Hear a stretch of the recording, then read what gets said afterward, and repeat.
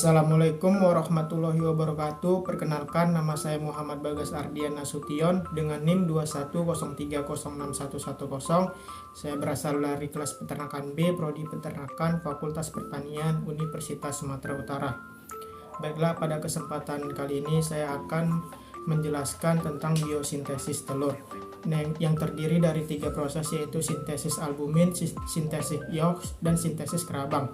Adapun tujuan pembuatan video kali ini yaitu untuk memenuhi tugas praktikum mata kuliah produksi ternak unggas yang diampu oleh Ibu Insinyur Tati Widianasari SPT MP IPM. Baiklah, pada pembahasan pertama yaitu sintesis yolk.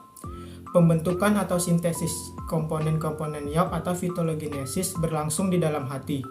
Prosesnya terjadi dimulai dari pituitari atau kelenjar di bawah otak akan melepaskan hormon gonadotropin, dan hormon steroid akan melepaskan hormon estrogen.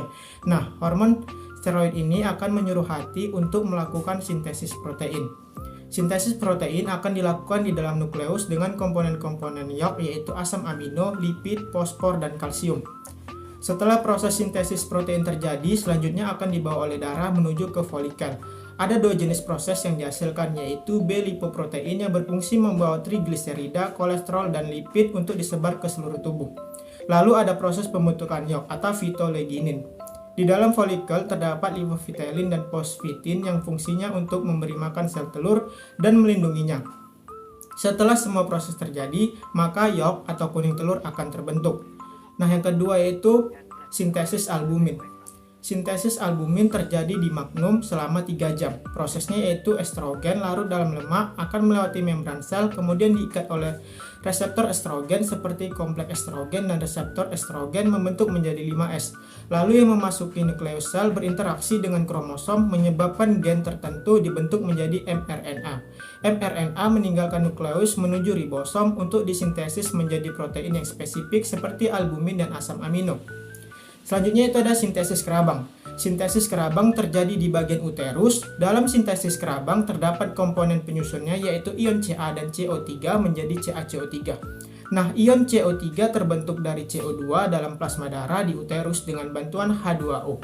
Kedua tadi akan dirombak oleh enzim karbonik ahidrase, terbentuklah H2CO3.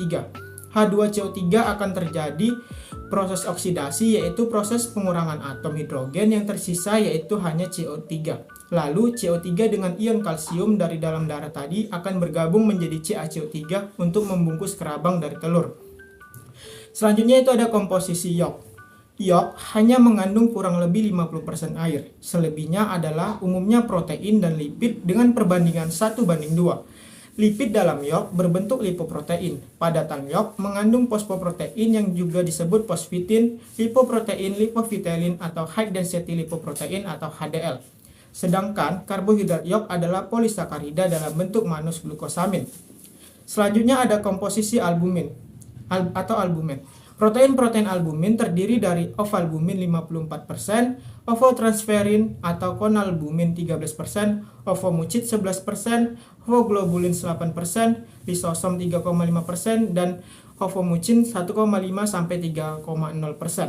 Terdapat juga beberapa protein dengan level yang sangat kecil, yaitu avidin 0,05%, flavoprotein 0,8%, ovomakroglobulin 0,5%, dan ovoinhibitors 0,1 sampai 1,5%, ovoglycoprotein 0,5 sampai 1,0%, papain inhibitor 0,1%.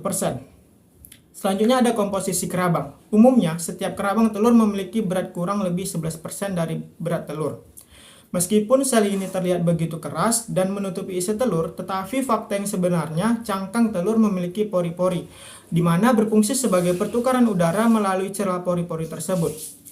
Cangkang telur terbentuk dari bahan-bahan organik yang berupa kerangka berasal dari susunan serabut halus dan granula-granula. Selain itu, ada juga substansi interstitial yang tersusun dari campuran garam organik. Bahan organik pembentuk cangkang telur meliputi 94% kalsium karbonat, 1% magnesium karbonat, 1% kalsium fosfat, dan 4% terbuat dari bahan organik terutama protein.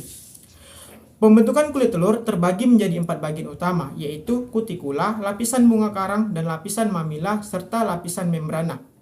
Baik, hanya sekian yang dapat saya sampaikan. Saya akhiri dengan wabillahi taufiq wal hidayah. Wassalamualaikum warahmatullahi wabarakatuh.